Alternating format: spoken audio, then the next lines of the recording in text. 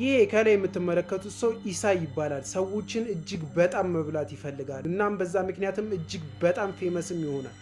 ኢሳይ ሰዎችን የመብላት ፍላጎት የጀመረው ገና በ5 ዓመቱ ነው። እጅግ በጣም የሀብታም ልጅም ስለነበረ የሚፈልገውን ነገሮች እንዳለ በሚፈልጋቸው አይነት ጊዜ የሚያገኝ ልጅ ነበር። ነገር ግን አንድ ነገር ብቻ ሀብቱ ሊያገኝለት አልቻለም። እሱም ሰውን መብላት ይፈልግ ነበር። የመብላት የሚፈልጋቸውም አይነት ሰዎች ረዥምና ነጭ ሴቶችን ነው። በመጀመሪያ ግን ሰው የመብላት ፍላጎቱን ያወቀው ክፍል ውስጥ አብሮት ከሚማሩት ተማሪዎች እግራቸውን በጣም መብላትና ስለሚፈልግ ስለነበር ነው። በዛም ምክንያት ወንዶች ብቻ ስለነበር አብሮት የሚማሩት ጌ የሆነ መስሎት ነበር። ነገር ግን ጌ አልነበረም። ገና በ18 ዓመቱ እየወደገ በመጣ ቁጥርም በዛው ልክ ሰው የመብላት ፍላጎቱ እጅግ እየጨመረ ነበር። ከዛ በኋላም ከትምህርት ቤት እየተመለሰ እያለ አንዲት የአፓርትመንቷ ስትገባ ይመለከታታል። ከዛ በኋላ ያችም ሴት ጀርመናዊና ነጭ ረዥም ሴት ነበረች። ስለሆነም በየቀኑ እየተከታተላት ይመለከታት ነበር። ከዛም በሙቀት ሰዓት መስኮቷን ክፍት አድርጋ እንደምትተኛ ከዛም ኢሳይ ጊዜ አላጠፋም ነበር። በተኛችበት በመስኮትም ከገባ በኋላ ብዙ አልቆየም ነበረ። እንደሰማችሁም በድንጋጤ ከእንቅልፏ ትባንንና እጅግ በጣም ረዥም ስላልነበረ ወዲያውኑ ኦቨርቦዲ ታደርጎና ትጥሏል። ኢሳይም ገፍትራ እንደጣለችው በድንጋጤ ሩጦ ለማምለጥ ሞክሮ ነበር። ነገር ግን በፍጥነት ፖሊሶች ጋር ትደውልና ይያዛል። ይሄኔ ነበረ አባቱ አንድ ትልቅ ስህተትን የሰራ ነበር። አባትየውም ልጁን የጠቀመው መስሎት ለእሷ እጅግ በጣም ብዙ ገንዘብ ይከፍላትና ምክንያቱም ማንም ሰው ሊበላት እንደፈለገ ስላላወቀ ብዙ ገንዘብ ይከፍላትና ከእስር ቤት አስወጥቶት ወደ ፓሪስ ይልኳል።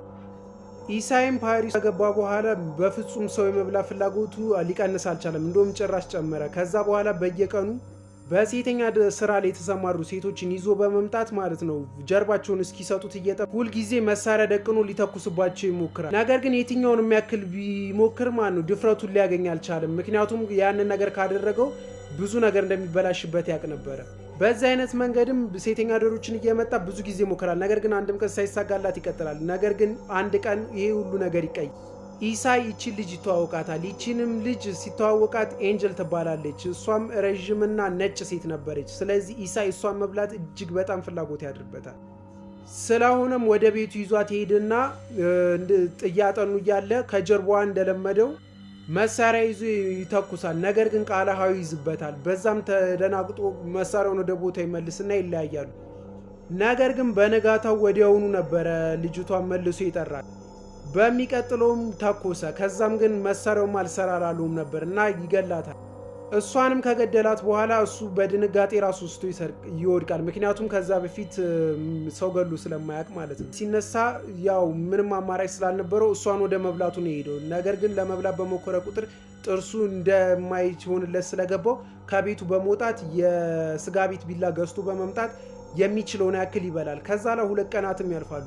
በሁለተኛውም ቀን ስጋ ወይም ደግሞ ቦዲዋ መበላሸት ከዛ በኋላ ቦዲዋን እጅና እግሯን አንገቷን በዚህኛው ሻንጣ በሌላኛው ሻንጣ ደግሞ የደረቷን አካል አድርጎት ይዞት በሚወጣ ሰዓት እጅግ በጣም ብዙ ደም እየፈሰሰው ስለነበረ አንዲት ሴት በፍጥነት ወደ ፖሊሶች ትደውላለች። እዚህ ጋር የምትመለከቱት የፓሪስ ፖሊሶች ይዘውት እየሄዱ ነው። እዚህ ጋር እንደዚህ ለብሶ ነበረ እሷን እየበላትና ሻንጣውንም ይዟት እየወጣ የነበረው ይሄ ነው ትክክለኛው ፎቶ። ከዛም በፓሪስ ውስጥ እስር ቤት እያለ አባትየው ይሰማል። አባትየውም ወዲያው ይህንን እንደሰማ ልጁን ማስወጣት ከዛ እስር ቤት ይፈልጋል። ከዛም ትልልቅ ጠበቆችን በመቅጠር የጭንቅላት ችግር እንዳለበትና ሀገሩ ጃፓን በመሄድ እንዲታከም ይጠይቃል። በዛም ይፈቀድለታል። ነገር ግን ይሄ የሆነው በጥንት ጊዜ ስለነበር ፓሪስና ጃፓን ላይ ምንም አይነት የእስረኛ ልውውጥ ስምምነት አልነበራቸው።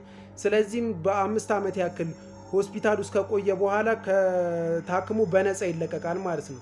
ከዛም ግን እንዴት ፈሚስ ከሆነ ካላችሁኝ ብራዘር በፍጹም ስራ ሊሰራ አልቻለም ነበር። ስለዚህ በተማረው የስነ ጽሁፍ ትምህርት እንዴት ሰዎችን መግደልና መብላት እንደሚቻል እንዲሁም ደግሞ እንዴት ይበላት እንደነበር እንዴትም እንደገደላት ምናምን መጽሐፍቶችን መጻፍ ይጀምራል። መጽሐፍቶቹም እጅግ በጣም የሚያስጠሉና እጅግ በጣም ዘግናኝ ነገሮች የተጻፉባቸው ነበር። ነገር ግን ያም ቢሆን እጅግ በጣም ተወዳጅ መጽሐፍ በመሆን በ7 አይነት ቋንቋ ይተረጎማል። እንዲሁም ኢሳይ ጃፓን ውስጥ እጅግ በጣም ተወዳጅ ሴሌብሪቲ ሆነ። ከዛ በኋላ በምንም አይነት ወንጀል ሳይጠየቅ ማለት ነው በ72 ዓመቱ በኒሞኒያ በሽታ ህይወቱ ይሰናበታል። አንድ ነገር እንኳን ስር ሳይደርስበት ሰው ያቺ ምስኪን ሴት ገሉ ኑሮው ሞቷል ማለት ነው። ላይክ እና ፎሎ ማድረግ እንዳይረሳ። ይመቻችሁ።